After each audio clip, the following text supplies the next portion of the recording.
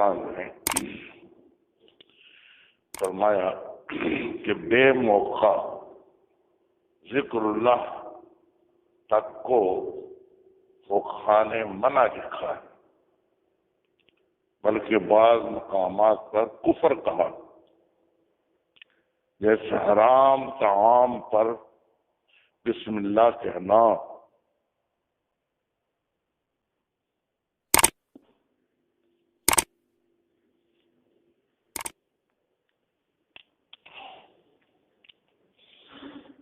اس ملفوظ میں حضرت تھانوی رحمہ اللہ تعالی نے ایک فقہ کا مسئلہ بیان فرما دیا کہ فقہاء نے بعض موقعوں میں ذکر سے منع کیا، ذکر سے منع کیا۔ مثلا مثال دے دی اس کی کہ کھانا حرام ہے،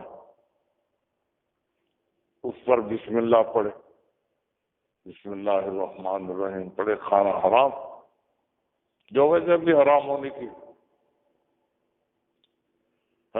سود کی کمائی کا ہے، رشوت کا ہے، یا وہ چیز ہی حرام ہے، اس پر بسم اللہ پڑھے گا تو سخت گناہ ہے، بلکہ کفر تک کا خطرہ ہے کہ حرام چیز پر اللہ کا نام دیتے ہو، چیز حرام، نام اللہ کا لیتے ہو، اللہ تعالیٰ کے نام کی توہین ہے، تو اللہ تعالیٰ کے نام کی توہین کرنا کفر۔ اس لیے تمام مسائل میں شریعت کے احکام کا لحاظ کرنا پڑتا ہے۔ سب مسائل میں بظاہر بسم اللہ پڑھنا تو اچھا ہے، لیکن مال اگر حرام ہے، حرام کھانے کو کھاتے وقت بسم اللہ پڑھتا ہے، تو اس پر فقہاء نے بہت سخت وعید بیان کی ہے کہ اس میں کفر تک کا خطرہ ہے، کہ کھانا تو حرام ہے تو اس پر اللہ کا نام لیتے ہو، یہ اللہ کے نام کی توہین ہے، اس لیے اس پر بسم اللہ پڑھنی جائز نہیں ہے۔ ایسے دوسرے موقعوں میں بعض کاموں سے منع کیا گیا ہے، مثلا 3 وقت ہیں، ان میں نفل نماز پڑھنے سے منع کیا گیا ہے۔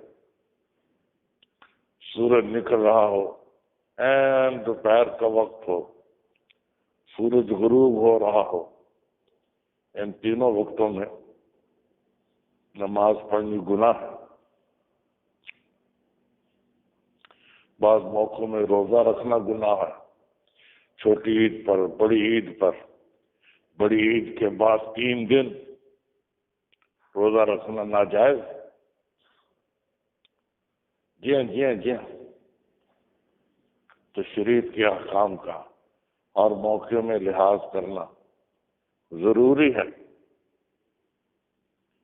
بیوی سے ہم بستری کرنا حیض کی حالت میں، اس کو حیض آ رہا ہو، اس سے ان دنوں میں ہم بستری کریں تو حرام، ناجائز۔ دوسرے موقعوں میں ٹھیک ہے، اچھا ہے۔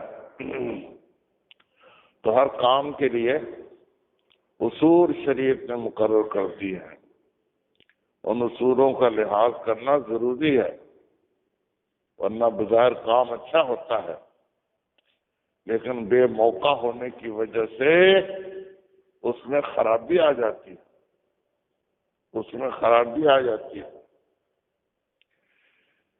اس لیے مسائل کا جاننا بہت ضروری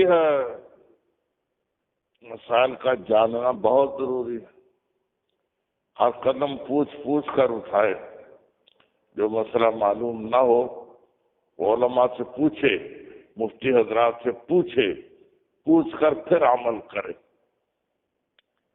جی ہاں، ہم آزاد نہیں ہیں کہ جیسا چاہیں کر لیں، انسان غلام، اللہ تعالیٰ کا غلام ہے، جیسے حکم دیا ویسے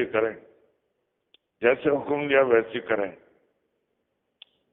اب حیض کی نمازیں ہیں، ان کی قضا نہیں ہے، لیکن حیض کے روزے ہیں ان کی قضا ہے۔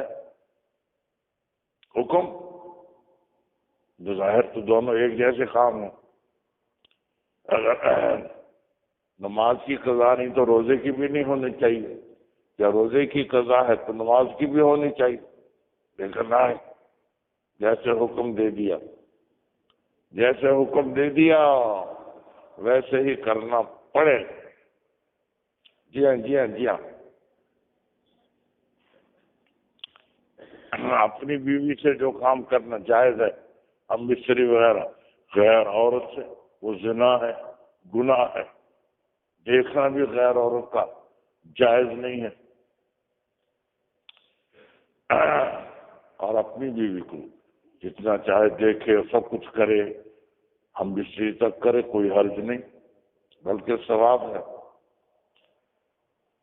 بعض صحابہ نے پوچھا کہ اپنی بیوی سے ہم بستری کرنا، اس میں ثواب کیوں ہے؟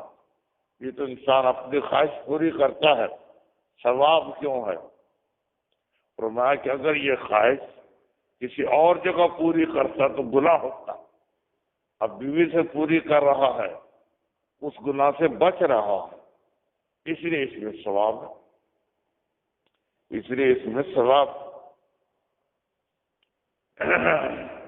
اس لیے خواہشات ہوں تو جلدی سے نکاح کر لینا چاہیے، غیر جگہ خواہشات پوری نہیں کرنی چاہیے، نکاح کر لینا چاہیے، نکاح کرے پھر خواہشات اپنی پوری کر۔ نبی پاک صلی اللہ علیہ وسلم ایک دفعہ گھر تشریف لے گئے، اپنی اہلیہ کو بلایا اور اس سے مشغول ہوئے، ہم بستری کی، اور فرمایا کہ ایک عورت گزر رہی تھی، میری نگاہ اس پر پڑ گئی، پیاری پڑ جاتی ہے بات، اسے میرے دل میں خیال آیا، میں نے اپنے خیال کو یہاں پورا کر لیا، اپنی حاجت کو یہاں پورا کر لیا۔ تو نبی پاک صلی اللہ علیہ وسلم جیسی اونچی ذات ہے، وہ گناہ سے بچنے کے لیے بیوی سے مشغول ہو جاتی ہے، تو ہم کس شمار میں ہیں؟ اس لیے جیسا حکم ہو، ہم تو حکم کے بندے ہیں، آزاد نہیں ہیں، آزاد نہیں ہیں۔ بشر حافی رحمہ اللہ تعالی گھر میں تھے، گناہوں میں مشغول تھے، دروازے پر کوئی درویش آیا، لونڈی کو بھیجا، دیکھو کون ہے؟ لونڈی گئی تو کہا درویش کھڑا تھا، اس نے پوچھا کہ یہ آزاد آدمی کا گھر ہے یا غلام کا گھر ہے؟ میں نے کہا آزاد کا ہے، تو اس نے کہہ دی ہاں ہاں آزاد ہے، جبھی تو ایسا کر رہا ہے، اگر یہ غلام ہوتا تو ایسے نہ کرتا۔ یہ بات لونڈی نے آ کر بتا دی، ایک دم دل پر اثر ہو گیا، تو میں تو اللہ تعالیٰ سے آزاد ہو گیا، میں تو بندہ تھا، اللہ تعالیٰ کا غلام تھا، میں آزاد ہو گیا، میری بڑی غلطی ہے۔ پوچھا کہ درویش کہاں کس طرف گئے؟ کہتے وہ جا رہے ہیں، وہ پیچھے بھاگے، ننگے پاؤں بھاگے۔ کسی ان کا لقب تھا حافی، بشر حافی، بشر حافی، حافی کے معنی ننگا پاؤں، ننگے پاؤں بھاگے۔ وہ کہا ایک دفعہ پھر فرما دیجئے میرے دروازے پر آپ نے کیا کہہ دیا تھا؟ اور پھر کہا کہ ہاں اگر یہ غلام ہوتا تو ایسے نہ کرتا جیسے یہ کر رہا ہے۔ ان کے ہاتھ پر توبہ کی، بڑی پکی توبہ کی، سب گناہ چھوڑ دیے، سب گناہ چھوڑ دیے۔ کیا کیا دل پر کسی ایک جملے کا اثر ہو جاتا ہے، وہ اثر پوری زندگی کو بدل دیتا۔